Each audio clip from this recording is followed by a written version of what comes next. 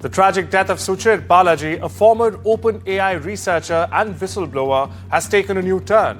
In a post on X, Balaji's mother has alleged that her son's death was not a suicide as ruled by the authorities, but a quote-unquote cold-blooded murder.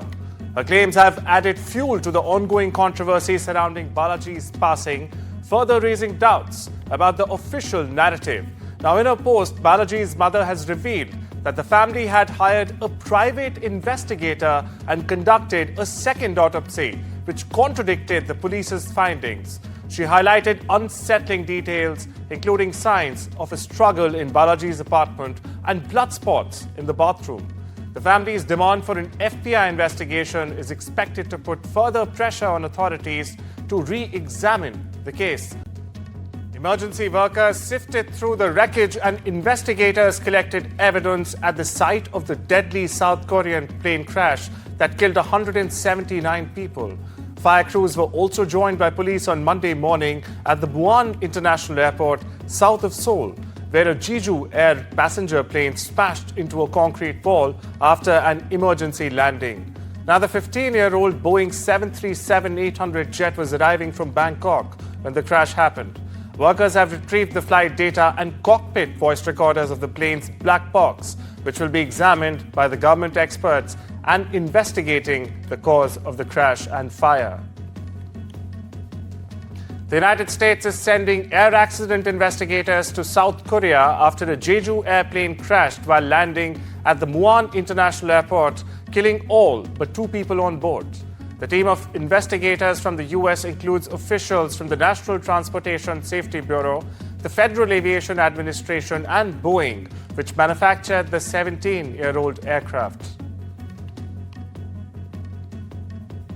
As investigations are underway, mourners grieved and laid flowers at a memorial center set up in the South Korean city of Muan on Monday following a plane crash, which killed 179 people a day earlier.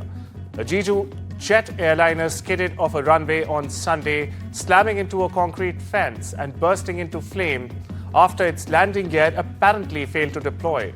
All but 2 of the 181 people aboard were killed in one of the country's worst aviation disasters to date. The Boeing 737-800 plane arrived from Bangkok and crashed while attempting to land in the town of Muan, about 290 kilometers south of capital Seoul. Azerbaijan's President Ilham Aliyev has said that the Azerbaijani airliner that crashed last week was indeed shot down by Russia, though unintentionally. He has criticized Moscow for trying to, quote-unquote, hush up the issue for days. The crash killed 38 of 67 people on board. The Kremlin said that the air defense systems were firing near Grozny, the regional capital of the Russian Republic of Chechnya, where the plane attempted to land to deflect a Ukrainian drone strike. Aliyev said Azerbaijan made 3 demands to Russia in connection with the crash. Listen in. Birinci, Rusya tərəfi Azərbaycandan üzr istəməlidir. İkinci, öz günahını etiraf etməlidir. Üçüncü, günahkarları cəzalandırmalıdır. Cinayət məsuliyyətinə cəlb etməlidir. Və Azərbaycan dövlətinə və zərər çəkən sərnişin və ekipaj üzvlərinə təzminat ödəməlidir. Syria's de facto leader has said it could take up to 4 years to hold elections in the country and that he plans to dissolve his Islamist group that led the country's insurgency at an anticipated National Dialogue Summit for the country. Hayat Tahrir al-Sham, or HTS leader Ahmad al-Shara, made the remarks in an interview with Saudi television network Al Arabiya. It comes almost a month after a lightning insurgency led by the HTS overthrew President Bashar al-Assad's decades-long rule, ending the country's uprising-turned-civil war that started back in 2011. Russia has claimed taking control of another settlement as part of its ongoing offensive in Ukraine's eastern Donetsk region, while Ukraine, on the other hand, has reported repelling multiple Russian attacks. Now, the Russian Defense Ministry said in a briefing that its forces captured a village some 12 kilometers south of the city of Pokrovsk a key front in Moscow's operations in the area, over the past 24 hours. Meanwhile, the General Staff of the Ukrainian Armed Forces has reported 133 battles on the front lines as of Sunday afternoon, with the Chernihiv, Kharkiv and Sumy regions being continued to be attacked by Russian forces. Israeli Prime Minister Benjamin Netanyahu's office has said he is awake and recovering well after a successful prostate removal surgery at Jerusalem's Hadassah Medical Center. It added that the Prime Minister has been moved to an underground fortified recovery ward.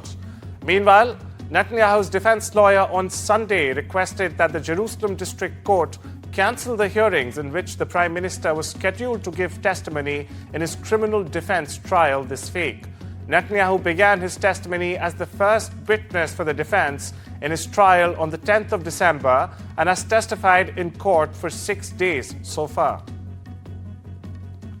Qatar's Prime Minister Sheikh Mohammed bin Abdul Rahman bin Jassim Al Thani met with a Hamas delegation headed by a senior official, Khalil Al Haya, in Doha on Saturday to discuss possible ceasefire in the war-ravaged Gaza Strip. At the meeting, the two sides spoke about the latest progress in ceasefire negotiations and discussed how to promote negotiations, apart from ensuring a clear and comprehensive agreement to end the ongoing latest round of the Palestine-Israel conflict. Former US President Jimmy Carter has died at the age of 100 after roughly 22 months in hospice care. The Carter Center said the 39th President of America died Sunday afternoon at his home in Georgia's Plains, where he and his wife, Rosalind, who died in November 2023, lived for most of their lives. The center added that he died peacefully, surrounded by his family. US President Joe Biden broke from his family vacation in the US Virgin Islands to remember Carter, recalling his predecessor as a role model and a friend. America and the world lost a remarkable leader with Carter's death, Biden said, adding that he had spoken to several of Carter's children and was working with them to formalize memorial arrangements in Washington. Listen in. I think I've spoken to all the children. Maybe some I just got off the phone with. I think there were, I don't know how many on the phone, but I think. And I've spoken to some of the friends of the family. They're helping with the services. And my team is working with his family and others to see to it that he is remembered appropriately here in the United States and around the world. North Korean leader Kim Jong-un has vowed to implement the toughest anti-US policy less than a month before Donald Trump takes office as the next US president. Trump's return to the White House raises prospects for high-profile diplomacy with Pyongyang. During his first term, Trump met Kim 3 times for talks on the North's nuclear program. Many experts, however, say a quick resumption of Kim-Trump summitry is unlikely, as Trump would first focus on conflicts in Ukraine and West Asia. Now, North Korea's support for Russia's war against Ukraine also poses a challenge to efforts to revive diplomacy. Sticking with the US, homelessness in the country has jumped a staggering 18.1% this year, hitting a record level. The dramatic rise has been driven mostly by a lack of affordable housing, as well as devastating natural disasters and a surge of migrants in some regions of the country. More than 770,000 people were counted as homeless in federally required tallies taken across the country during a single night in January 2024. The U.S. Department of Housing and Urban Development, or the HUD, has said in its new report. Now, the jump comes on top of a 12% increase in 2023, which the HUD blamed on soaring rents and the end of the pandemic assistance. The 2023 increase was also driven by people experiencing homelessness for the first time in years. A Pakistani paramilitary soldier was killed and 7 others wounded in cross-border exchanges of fire with Afghanistan's forces over the weekend. This, while hundreds of Afghans continue protesting against the deadly airstrikes that sparked the clashes to begin with. Sporadic fighting, including with heavy weaponry, erupted overnight between border police forces on the frontier between Khyber Pakhtunkhwa province in Pakistan and the Khost province in Afghanistan. 11 clandestine graves with the bodies of 15 men have been located in southern Mexico's state of Chiapas over the weekend. Now, this is the same region where a dispute between the Sinaloa and the Jesalco Nueva Generacion drug cartels is taking place. Chiapas governor posted on his social media channels that the findings come as a result of a raid in the city of La Concordia near Mexico's border with Guatemala. He said 4 people connected to the case had been arrested with weapons and drugs. Croatia's incumbent president Zoran Milanovic has thanked his supporters after winning the most of the votes in the first round of the presidential election held on Sunday. However, he faces a runoff against a ruling party candidate to secure another 5 term. With nearly all of the votes counted, left-leaning Milanovic won 49%, while his main challenger, Dragan Primorac, a candidate of the ruling conservative HDZ party, trailed far behind with just 19% of the votes. Though the presidency is largely ceremonial in the country, an elected president, however, holds the political authority and acts as the supreme military commander.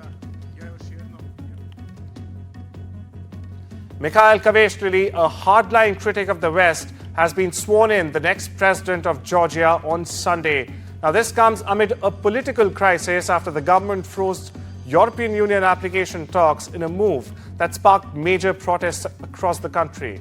Outgoing President Salome Zhuhashvili, a pro-EU opponent of the ruling party, said in a defiant speech to supporters outside the presidential palace that she was leaving the residence, but that Kaveshvili had no legitimacy as president, which is a mostly ceremonious position again. Election officials in Chad have begun counting the ballots on Sunday after a day of voting in the parliamentary and regional elections. Now, the parliamentary election is the first in more than a decade in Chad and comes months after the junta leader, Mohamed Idriss Déby, won a disputed presidential vote that was meant to return democracy. Déby took power in 2021 following the death of his father and longtime president Idriss Déby Itno, who spent 3 decades in power. The main opposition is boycotting Sunday's vote after accusing authorities of not overseeing a credible electoral process. The oil-exporting country of 18 million people, among Africa's poorest, had not had a free and fair transfer of power since it became independent from France in the 1960s. And the Indian Space Research Organization is launching its space docking experiment, also known as the SPARDEX, on board a PSLV rocket at 10 p.m. local time on Monday evening. The in-space docking technology would be essential for taking up India's ambitions in space, including sending humans to the moon, bringing samples from there, and also building and operating the country's own space station, or the Bharatiya Antariksh Station as it's known. A cost-effective technology demonstrator mission for in-space docking, ISRO's space docking experiment, if successful, would make India join an elite list featuring China, Russia, and the United States. Peru's Navy said on Saturday it rescued about 30 fishermen who had been stranded at sea as giant waves hit the country's northern coast. Many of them struggled to bring their boats back to Apaculpo Beach in the Tumbes region throughout the weekend. Defense Minister Walter Astudillo followed the rescue operations from an army helicopter to fly over the most affected by the giant waves in Tumbes. The swells began battering the north of the country on Friday. A strong storm system is threatening to whip up tornadoes in parts of the U.S. Southeast a day after severe weather claimed at least 2 lives as twisters touched down in Texas and Mississippi. Strong storms moving eastwards are expected to continue producing gusty, damaging winds, hail, and even tornadoes through Sunday. That is according to National Weather Service meteorologist Frank Pereira. Footage obtained by Western media shows what looked like a large funnel cloud traveling through the town of Mississippi's Brookhaven on Sunday.